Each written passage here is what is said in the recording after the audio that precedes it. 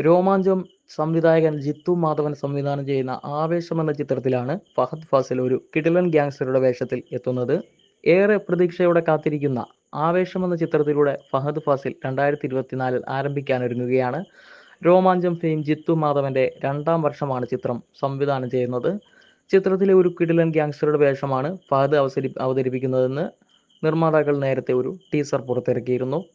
തിങ്കളാഴ്ച ചിത്രത്തിന്റെ പുതിയ പോസ്റ്ററിലൂടെ നിർമ്മാതാക്കൾ റിലീസ് തീയതി സ്ഥിരീകരിച്ചു.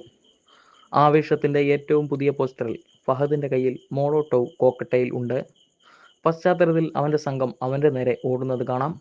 കഴിഞ്ഞ വർഷം രോമാഞ്ചം എന്ന ബ്ലോക്ക് ബസ്റ്റർ ചിത്രത്തിലൂടെയാണ് ജിത്തു മാധവൻ അരങ്ങേറ്റം കുറിച്ചത്. വരാനിരിക്കുന്ന ചിത്രത്തിലൂടെ അദ്ദേഹം വളരെയധികം പ്രതീക്ഷകൾ സൃഷ്ടിച്ചു.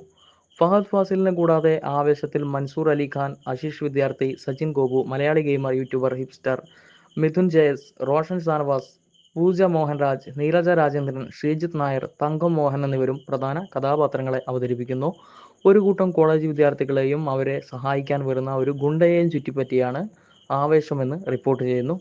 രോമാഞ്ചം പോലെ ആവേശത്തിന്റെ കഥയും യഥാർത്ഥ സംഭവങ്ങളിൽ നിന്ന് പ്രചോദനം ഉൾക്കൊണ്ടതാണെന്ന് പറയപ്പെടുന്നു. സാങ്കേതിക വശം സമീർ താഹിർ ഛായാഗ്രഹണം കൈകാര്യം ചെയ്യുന്നു. വിവേക് ഹർഷൻ എഡിറ്റിംഗും നിർവഹിക്കുന്നു.